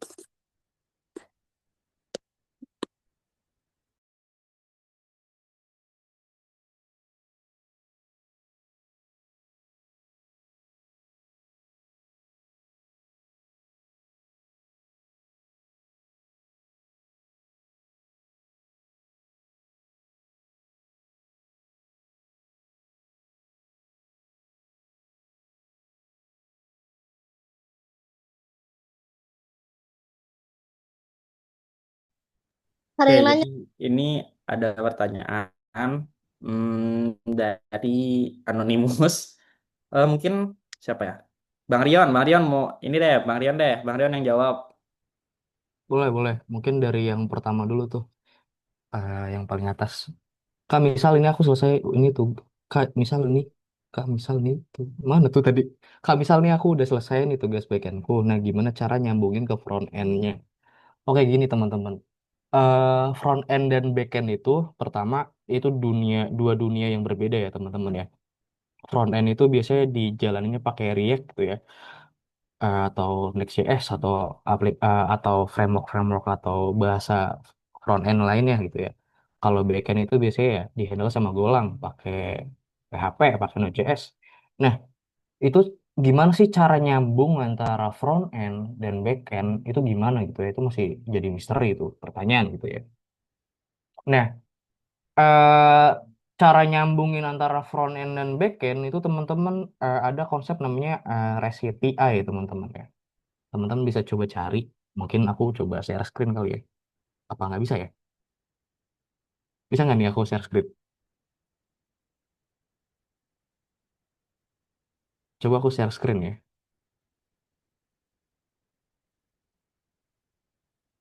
Oke, kelihatan nggak teman-teman?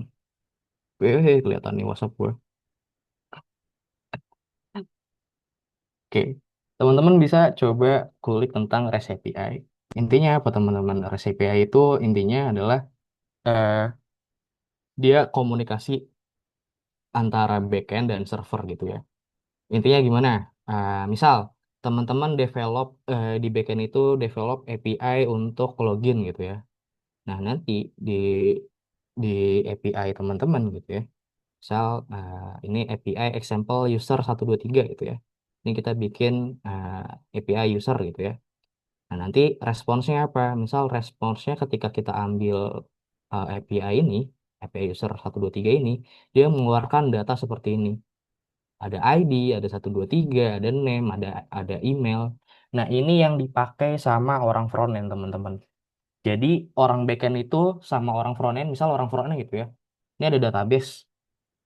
Aku gambarin aja deh, biar gampang.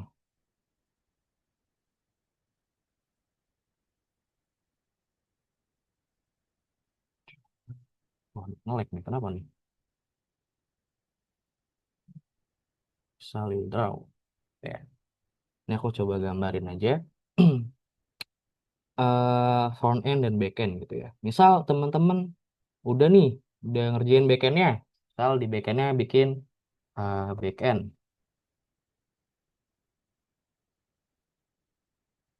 Ini back end.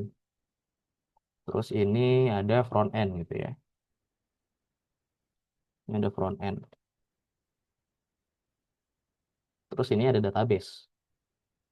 Sini ada DB gitu ya. DB. Nah, front end itu nggak ujuk-ujuk langsung nembak ke DB ya teman-teman ya. Nggak, buset. Ini ngeri banget nih kalau front end langsung ngambil data dari DB. Ini sangat tidak disarankan gitu ya. Yang handle DB, database, itu biasanya di backend gitu. Kalau di front end nge-handle DB itu agak bahaya tuh teman-teman ya.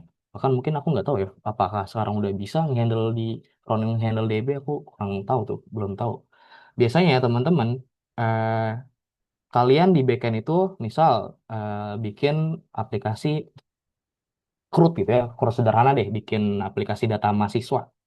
Kalian ya udah bikin eh, ada namanya API gitu ya teman-teman ya. Di sini di backendnya nanti teman-teman di backend teman-teman bakal bikin API untuk mahasiswa gitu. Backendnya bikin API mahasiswa. Tahu nggak CRUD mahasiswa gitu ya, sorry. Oke. Nah nanti yang komunikasi ke database itu backend ya teman-teman ya, bukan front end ya. Nah terus gimana kalau si front end-nya butuh data buat nampilin data mahasiswanya? Nah di sini ada REST API ya teman-teman. Ada tengah-tengah di sini. Oke, sini namanya REST API. Jadi misal si front end-nya, bro, gue butuh data mahasiswa. Dia minta ke REST API, teman-teman. Bukan mintanya ke database. Nanti dari REST API-nya minta ke backend, terus dari backend minta ke database gitu ya, data mahasiswa gitu. Nanti dari database ngembalikin ke data mahasiswa, ke backend, data mahasiswanya. Nanti dari backend nge-return data mahasiswanya ke REST API langsung dilempar ke front end gitu ya. Ini contoh arsitektur si REST API sederhana gitu ya. Front end minta data mahasiswa, ya dia ngambil datanya dari REST API. Nanti dari REST API minta ke backendnya, misal data mahasiswa di sini. Nanti dari backendnya ngambil data mahasiswa ke DB, dari DB balik lagi, terus lempar ke REST API dan ke front end gitu ya teman-teman ya. Jadi kayak gitu. Kalau backendnya udah selesai gitu ya, CRUD mahasiswanya udah selesai, ya silakan buat API-nya untuk dikonsum ke front end gitu ya. Belajarnya di mana Bang? Bisa cari aja REST API di YouTube itu banyak. Tapi aku biasanya kalau awal-awal belajar itu ada namanya channel Web Programming Unpas teman-teman. Itu bisa coba teman-teman kulik lagi channelnya ya. Itu bahas REST API dengan ini ya, dengan detail dan jelas gitu dan lengkap. Itu bisa teman-teman coba lihat di sana gitu ya. Jadi kalau backend udah selesai, silakan buat REST API-nya buat dikonsumsi nantinya ya. Atau diambil datanya sama orang front end gitu. Kayak gitu. Oke, lanjut. Kak, aku izin bertanya, rekomenin mana mutable sama immutable Linux? Terima kasih. Kalau kamu pertama kali pakai Linux, saranku pakai mutable dulu aja. Pakai yang biasa dulu aja. Aku sempat pakai immutable itu, aku merasa kurang ini ya, kurang, aku kurang suka aja gitu ya teman-teman ya. Tapi kalau kalau teman-teman baru pertama kali pakai Linux ya, pakai mutable aja dulu teman-teman dibanding immutable. Silakan dicari entah distronya apa ya, entah Fedora, entah Debian, entah Ubuntu. Setahu aku Ubuntu itu belum ada immutable deh, setahu aku ya. Yang baru tuh di Fedora itu. Mungkin bisa di ini lagi, di dicek lagi gitu ya. Kak, monolitik itu apa? Sebenarnya monolitik itu satu kode ini ya. Satu aplikasi itu jalan di satu single code besar gitu ya, satu repo. Itu front end-nya ada, back end-nya ada. Nah, itu eh, dia nggak dipisah-pisah gitu ya. Misal tadi ya yang aku udah sebutin ya, eh, satu aplikasi itu misal kalian bikin e-commerce gitu ya, satu aplikasi itu ada fitur keranjang gitu ya, fitur checkout. Nah, itu servisnya itu di handle kalau kalau si monolitik ya. Kalau monolitik itu ya si Laravel gitu ya atau Golang dia handle itu semua gitu ya, nggak dipecah-pecah. Tapi kalau pakai microservice itu ada service-nya tersendiri gitu ya. Nanti ada user service kah, ada card service kah, ada katalog service kah. Nah, itu dipecah per service. Untuk monolitik sebetulnya teman-teman sudah pakai ya. Cuma teman-teman masih belum ngeh kalau itu tuh monolit gitu ya. Biasanya yang jarang sekali teman-teman pakai itu yang di microservice gitu ya. Itu jarang sekali. Biasanya di microservice itu untuk company-company yang sudah cukup besar gitu ya, atau sudah cukup kompleks untuk aplikasinya gitu. Mungkin itu jawabannya. Kamu nanya ada nggak rekomendasi web untuk belajar status HTTP code? Sama saya juga mau tanya Kak, saya sudah bisa C Sharp. Apakah saya bisa menggunakan C Sharp di backend? Ya bisa aja teman-teman ya. Gini, yang pertama untuk belajar status HTTP code itu belajarnya bisa tadi ya yang aku sebutin ya dicoba dibuka di YouTube Web Programming Unpas. Di situ sama Pak Sandika Gali itu dosen saya tuh, dosen kebanggaan ya, dosen online. Itu bisa teman-teman bisa cek di situ ngejelasin tentang REST API, ngejelasin tentang HTTP code ada 200, ada 300, ada 500, bisa dicek di situ. Terus terkait C Sharp, apakah saya bisa menggunakan C Sharp di backend? Ya bisa-bisa aja ya. Terserah teman-teman mau pakai bahasa C kah, pakai bahasa Rush kah, mau pakai Golang kah, mau pakai PHP kah untuk backendnya ya. Itu terserah kalian. Menggunakan bahasa itu jangan ini ya, jangan yang kayak misal bikin aplikasi gitu. Bikin aplikasi, bikin aplikasi Igrasias gitu ya. Teman-teman FOMO gitu ya. Tahun ini yang booming itu Rush gitu. Atau enggak pakai Zik. Teman-teman langsung pakai itu untuk ngedevelop aplikasi. Jangan seperti itu ya teman-teman ya. Ngedevelop aplikasi itu teman-teman pertama adalah teman-teman pilih bahasa pemrograman yang teman-teman bisa dan nyaman gitu. Kenapa? Karena dia ngedevelop aplikasi itu bukan masalah gaya-gayaan bahasa pemrograman ya, tapi lebih ke kita tuh cepat ngedevelop itu biar nyampe ke usernya atau kita atau usernya bisa pakai aplikasi itu dengan cepat gitu ya. Teman-teman misal pakai Rush tapi teman-teman nggak nyaman pakai Rush tapi teman-teman belum dalemin banget soal Rush, teman-teman daleminnya pakai C Sharp gitu ya. Ya udah pakai C Sharp aja, jangan pakai Rush gitu ya. Pakai yang teman-teman bisa dan nyaman dulu. Kalau urusan kayak Tapi bang, misal PHP udah mati gitu ya bang ya, PHP lemot gitu ya, ya itu mah urusan nanti ya, bisa di ini ya, bisa dilihat lagi kode teman-teman yang jelek kah, atau bahasa yang dipakainya jelek kah. Nah itu tergantung ya teman-teman ya. Jadi jangan pakai bahasa yang teman-teman nggak nyaman gitu ya, atau belum belum belum bisa itu. Kak, kalau dalam satu repo kita pada dua app, misal backend Laravel sama frontend React, buat CI/CD-nya gimana? Biasanya satu repo itu jangan dicampur dua ya teman-teman ya. Satu repo ya satu satu ini aja, satu aplikasi ya. Misal Laravel ya, reponya Laravel. Frontend ya pakai React ya, ininya React gitu ya. Jangan dicampur-campur itu, nanti teman-teman ngedevelopnya agak susah tuh. Maintenance-nya agak susah gitu ya. Itu jangan dicampur-campur segitu, seperti itu ya teman-teman ya. Jadi setiap repo punya eh, fungsinya masing-masing. Kalau reponya Laravel ya Laravel aja gitu ya. Reponya frontend ya frontend aja gitu ya. Jangan dicampur-campur. Untuk CI/CD-nya ya menyesuaikan sama eh, si bahasanya masing-masing gitu ya. Ini jangan satu repo jangan ada di dua app ya teman-teman ya. Itu jangan sampai seperti itu ya. Apalagi ini ya teman-teman ya. Laravel sama apa frontend sama backend gitu. Itu nanti orang frontend yang ngapus siapa, nanti orang backendnya pas dia nge-pull gitu ya, masuk juga tuh kode front end-nya gitu. Kan dia nggak butuh tuh, apa namanya, kode front end. Oke, lanjut. Mungkin itu ya jawabannya. Kak, kalau bikin dan ambil data dari database buat mobile di Flutter gimana ya? Apakah pakai recipe juga? Betul, betul.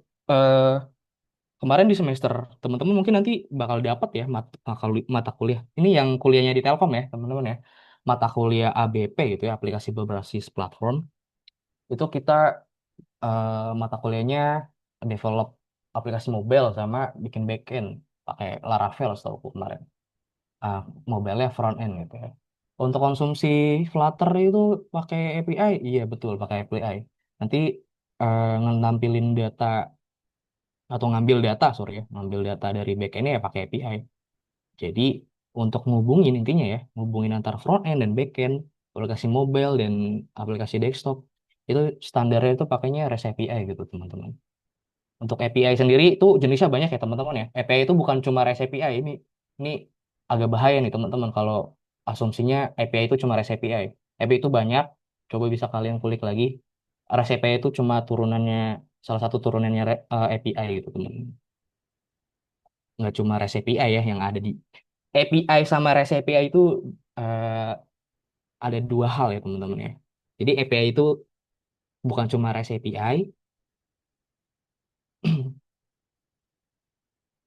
mungkin itu ya teman-teman ya. Jadi entah itu mobile, entah itu desktop, entah itu web gitu ya. Untuk konsumsi ke backend biasanya pakai API, REST API gitu. Oke, pertanyaan selanjutnya, kamu tanya di Telkom University Purwokerto itu nanti kita belajar Git sama GitHub nggak ya? Hmm, 8 semester sih saya tidak diajarin itu ya. Aku tuh lupa ya. Tapi sejauh ini ya, selama 8 semester setahu aku nggak belajar Git sama GitHub. Teman-teman bisa kulik lagi Git sama GitHub ya. Itu penting banget teman-teman. Git sama GitHub itu, kita ngomongin Git ya. Untuk GitHub itu kan bisa pakai GitLab, bisa pakai apa gitu ya. Itu masalah repository aja. Tapi Git itu penting banget untuk teman-teman kolaborasi antar tim gitu ya. Misal sama teman-teman itu juga penting, misal kalian bikin suatu fitur gitu ya. Terus lagi develop, fiturnya hilang gitu ya, atau nggak ke save gitu ya. Nah itu teman-teman, atau ada masalah gitu ya di fitur itu teman-teman bisa rollback gitu ya, rollback ke belakang buat misal gue bikin fitur A tapi fitur A-nya nggak jadi, itu bisa balik lagi eh, ke apa ya, ke belakang gitu ya, nge-rollback gitu ya. Nanti teman-teman bisa coba kulik gitu lagi, itu penting banget teman-teman buat dipakai gitu ya. Mungkin itu ya teman-teman yang bisa dikulik sendiri untuk kitab-kitab. Terus sejauh ini sih aku selama 8 semester gitu ya, kayaknya sih nggak ada gitu ya pakai Git sama GitHub. belum ada sama sekali belajar itu di kampus. Oke, itu mungkin. Kak, kalau bikin dan ambil, oh ini kayaknya udah nih tadi. Oh yang ini nih. Bagaimana langkah pertama buat belajar backend untuk memula? Dan tadi ada yang bertanya juga terkait nyambung hasil coding frontend sama backend. Gimana, Kak? Tadi ya, untuk nyambung antara frontend sama backend itu pakai REST API ya, teman-teman ya. Salah satu contoh sederhananya ya. Jadi, teman-teman di backend itu eh bukan cuma REST API, tapi salah satu yang teman-teman kerjakan itu ngerjain REST API, teman-teman ya. Nah, teman-teman di orang-orang backend itu ngerjain API. Misal ya, kita asumsikan ada orang PM. PM mau ini ketemu klien gitu ya. Klien mau bikin e-commerce. Oke, PM ngelempar ke tim dev gitu ya, tim frontend sama backend atau tim UI UX. Tim UI UX-nya bikin desain, tim frontend-nya slicing desain, tim backend-nya bikin API. Oke, bikin API sini. Jadi nanti ketika front end butuh data dari database, itu nyambungnya ke REST API gitu ya, teman-teman. Front end komunikasinya ke REST API. Nanti dari backend ngirim tuh data-datanya. Nih. Misal front end ngomong, bro, tadi ya, gue butuh data mahasiswa. Nih, gue kasih gitu.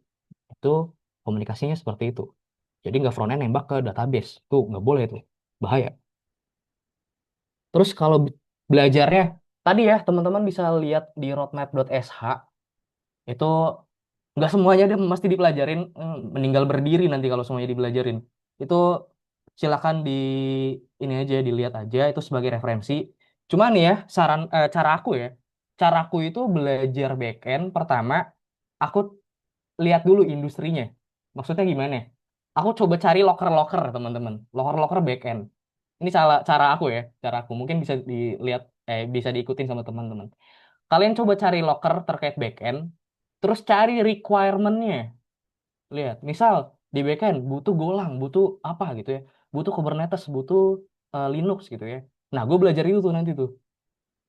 Cuma memang nggak semuanya dipelajarin gitu ya. Misal, karena setiap perusahaan kan beda-beda kebutuhannya. Misal, perusahaan A butuhnya Golang, perusahaan B butuhnya Rust, perusahaan C butuhnya C. Nah, kalian coba pilih dulu tuh, mana yang di industri itu bahasanya paling sering dipakai gitu ya. Misal yang sekarang seringnya dipakai itu Golang, ya udah belajarnya Golang gitu ya.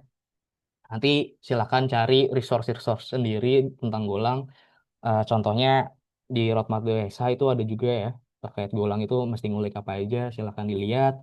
Terus di YouTube itu banyak teman-teman, ada programmer zaman now, ada WPU gitu ya, ada YouTube luar itu banyak banget gitu ya, teman-teman bisa dicek gitu.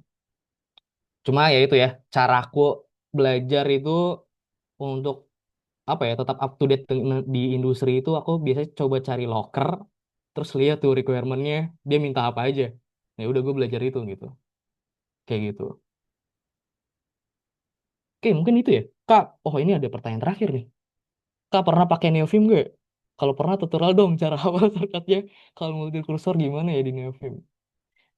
Tadi aku pakai Neovim ya.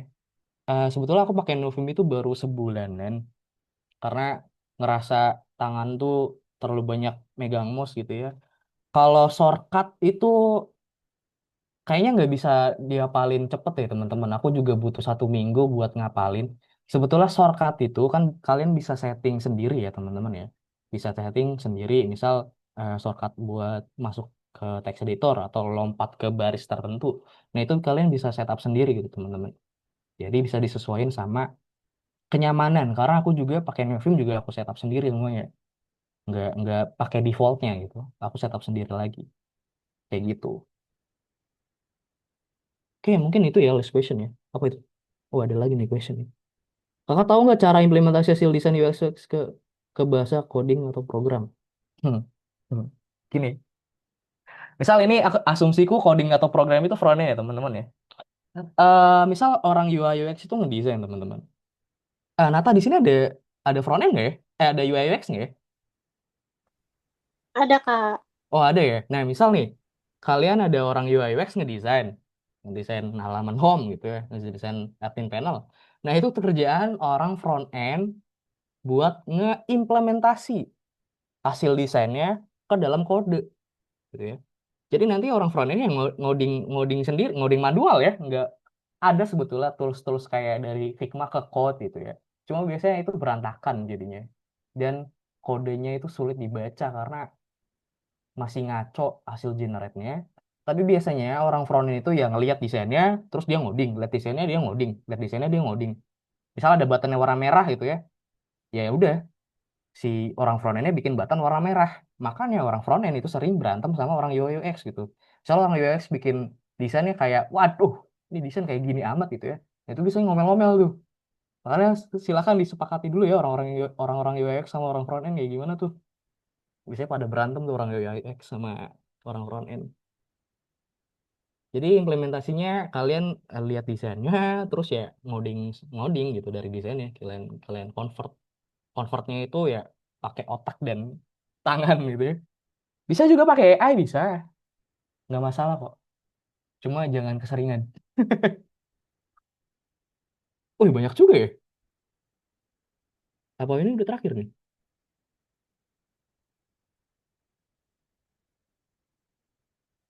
Oke, mungkin bisa di scroll lagi. Apakah udah selesai questionnya? Oh, udah nggak ada ya. Last question tadi. Itu ya teman-teman ya. Untuk desain. Untuk back end teman-teman, silakan jujur jujur ya. Jujur aja nih. Jujur. Jujur. Backend itu banyak banget, jujur. Tapi seru sebetulnya teman-teman. Kalau teman-teman dalamin lebih dalam ya. Dalamin lebih dalam nggak tuh? Kalau kalian coba ulik lagi gitu ya. Karena di backend itu selain nanti mungkin awal-awal kayak, oh ya udahlah bikin apps gitu ya. Ya udahlah bikin REST API. Tapi kalau kalian coba ulik lagi terkait ininya, ya, algoritmanya, terkait implementasi kayak input outputnya gitu ya. Ngomong ke ngomong ke apa namanya OS-nya, nah, itu lebih dalam lagi ya, itu dalam banget tuh. Terus ngomong ke mana, ke filenya kalian, cara baca filenya, nggak cuma nggak cuma insert update delete ke database ya, tapi banyak banget di backend. Jujur emang banyak banget, cuma ya itu menyenangkan kok teman-teman. Sejauh ini sih masih menyenangkan ya. Jadi teman-teman bisa diulik, mumpung masih mungkin masih maba gitu ya. Silakan diulik, santai-santai nggak apa-apa, tapi tetap ngulik. Cuma kalau kayak saya, mahasiswa semester gawat, silakan dikuliknya lebih kenceng gitu ya. Jangan jangan nongkrong terus. Kalau masih maba ya silakan santai dulu. Bukan santai dulu, maksudnya silakan pelan-pelan dipelajari. Kecuali yang udah semester gawat gitu ya. Silakan di push secepat mungkin gitu ya. Oke, mungkin itu ada pertanyaan lain.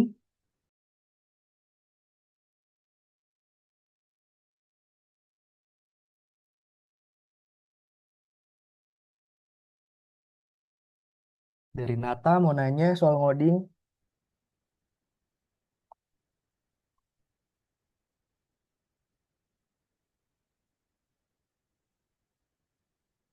Resource belajar. Langsung saja gue tinggalkan PHP. Ya silakan ya pakai bahasa yang nyaman ya. Kalau bisa biar nyamannya pakai PHP silakan pakai PHP. Kalau pakai Go silakan pakai Go. Ya. Oke, Oke, Bang. mungkin itu last question kali ya. Gimana Oke, Bang Chandra? Rion. Mungkin eh, kita tutup aja deh sesi Q&A-nya. Udah banyak banget nih pertanyaannya. Soalnya kita mau ada sponsor nih. Oke, langsung aja Oke, ya. makasih Sponsor. banyak. Thank you banget Karion udah ngejawab. Terus thank you juga buat kalian semua yang udah apa melontarkan pertanyaan di Daud Ilmu Tambahan. Nextnya ini ada sedikit sponsor dan aku balikin ke MC dulu. Makasih guys. Oke, panjang banget ya materinya. Tapi kerasa cepet banget gak sih? Atau teman-teman ngerasa, aduh lama banget gitu. Tapi walaupun materinya udah selesai, kita nggak langsung selesai ya teman-teman. Nah, Aku udah kasih sneak peek tadi di awal. Spoiler dikit-dikit lah, tipis-tipis. Kalau acara hari ini itu didukung dan disponsori oleh commerce.id, yaitu startup terkemuka asal Jawa Tengah yang berpusat di Purbalingga dan punya cabang di Jogja serta Jakarta. Commerce.id ini menghadirkan solusi software buat bantu teman-teman yang punya UMKM naik kelas lewat media digital. Nah, dengan lebih dari 100 talenta teknologi seperti engineer, product manager, DevOps, UI UX, hingga SQA, commerce.id ini terus berkembang dan berinovasi. Nah, menariknya lagi nih teman-teman, commerce.id ini juga punya banyak peluang magang, kerja, penelitian, dan kolaborasi buat para penggiat teknologi, khususnya di wilayah Barling Mas Cakep. Jadi, buat teman-teman yang tertarik buat berkarir di dunia teknologi, jangan lewatin kesempatan ini sama commerce.id. Nah, kali ini bakal ada Kak Bayu yang akan berbagi pengalamannya dalam membangun startup teknologi mulai dari proses awal hingga berkembang kayak sekarang. Tentunya pengalaman ini bakal insightful banget buat teman-teman yang tertarik di dunia teknologi maupun kewirausahaan digital. Kepada Kak Bayu, waktu dan tempat dipersilahkan. Silahkan Kak Bayu. Oke, thank you, Nata. Selamat pagi teman-teman. Semoga sehat semuanya. Kenalin aku Bayu. Literally di sini aku bisa bilang ya kita bukan sponsor sih. Kalau sponsor itu kan kita willing to teman-teman ini jadi consumer kami sebagai pihak yang sponsorin.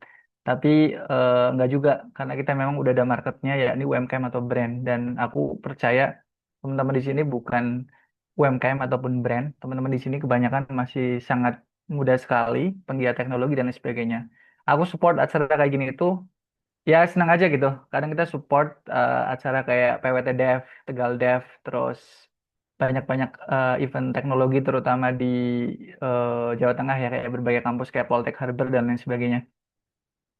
Nah, tujuan tujuan kita nge-support acara seperti ini itu biar makin banyak gitu, makin banyak IT person terutama di Jawa Tengah, spesifiknya di Baling Mas Cakep, biar kita itu bisa lebih berdaya saing ya, karena kita di sini tinggal di sebuah kabupaten yang masih tier 2 cities lah, kayak gitu jauh dari Silicon Valley ataupun jauh dari Jakarta dan lain sebagainya, di mana startup teknologi berkembang di luar sana. Jadi aku nggak memarketingkan apa-apa. Aku cuma mau ngenalin perusahaan teknologi kami doang, biar nanti teman-teman ketika lulus, teman-teman minimal tahu gitu. Nggak serta-merta kalau nyari kerjaan di bidang teknologi itu harus ke kota besar. Bahkan yang dari kota besar itu ngantor di tempat kami yang apa namanya, literally itu kita malah di pedesaan kayak gitu. Oke, aku izin share screen ya.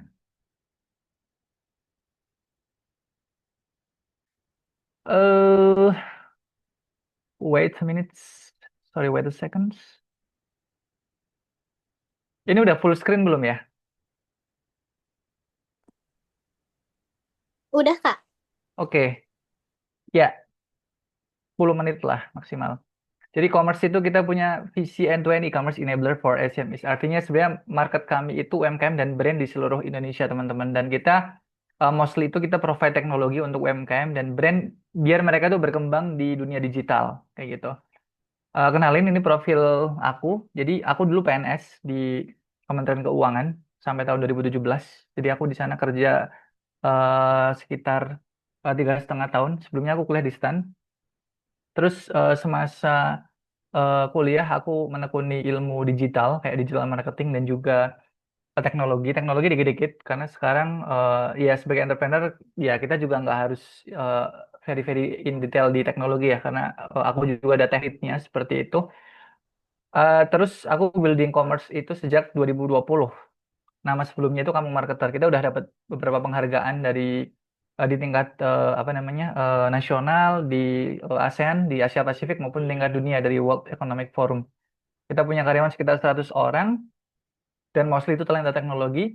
Banyak juga karyawan yang jauh-jauh dari Medan, dari Lampung, dari Kalimantan, dari Jawa Timur dan lain sebagainya itu ngantor di Purbalingga kayak gitu.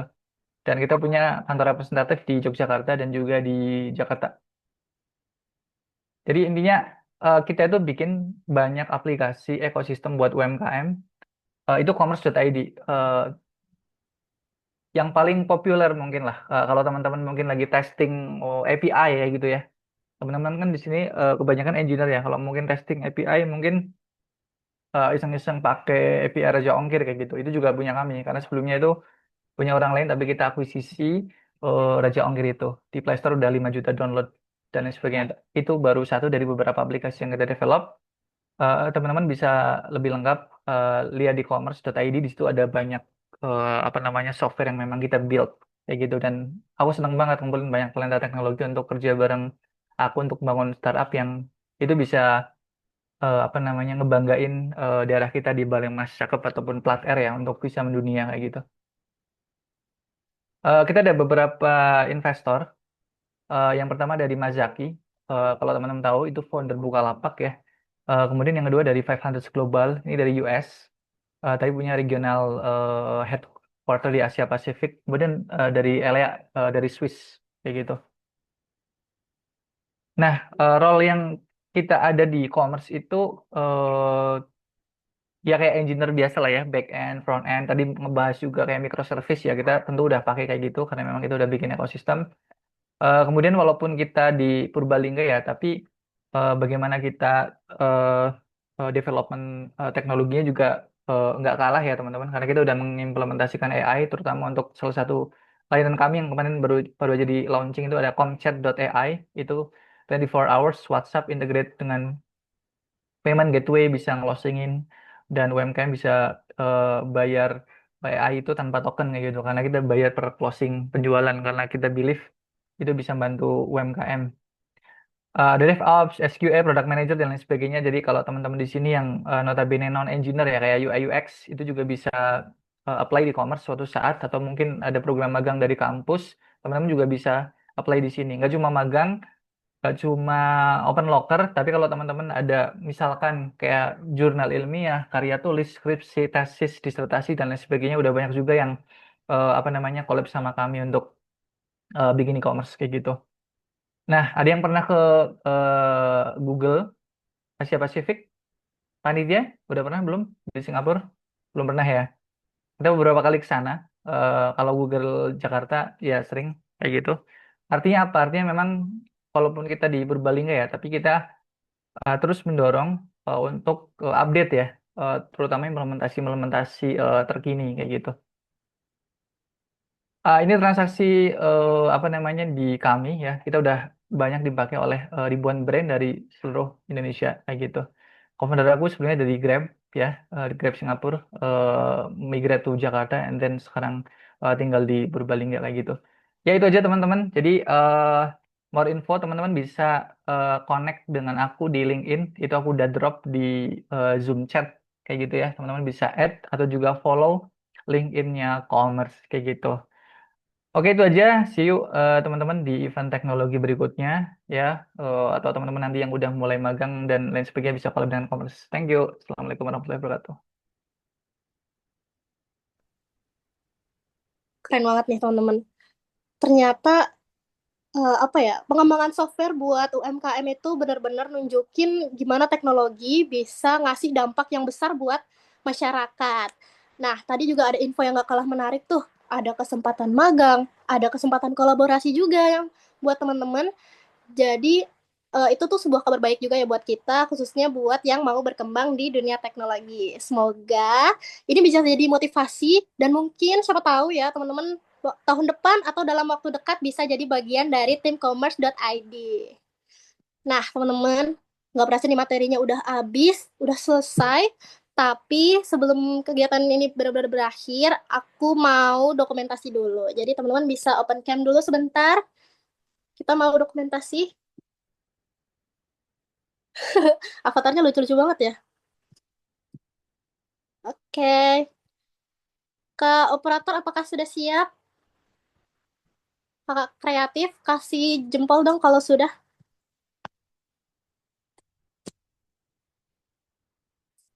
Oke.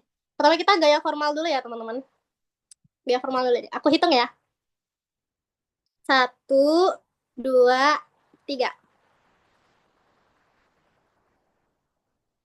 Oke. Terus yang kedua, Gidi Joshi.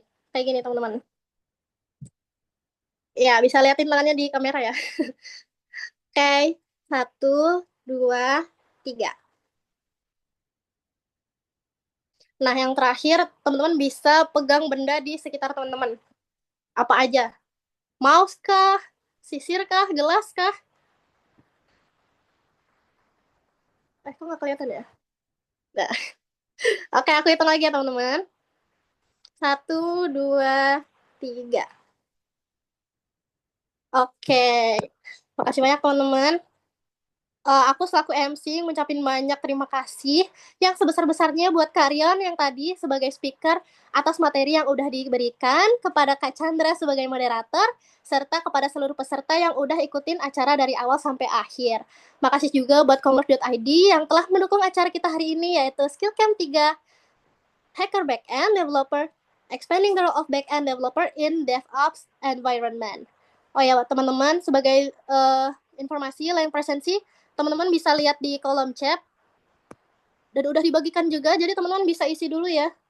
Pastikan isinya dengan teliti dan benar karena itu menyangkut hal-hal yang krusial, teman-teman.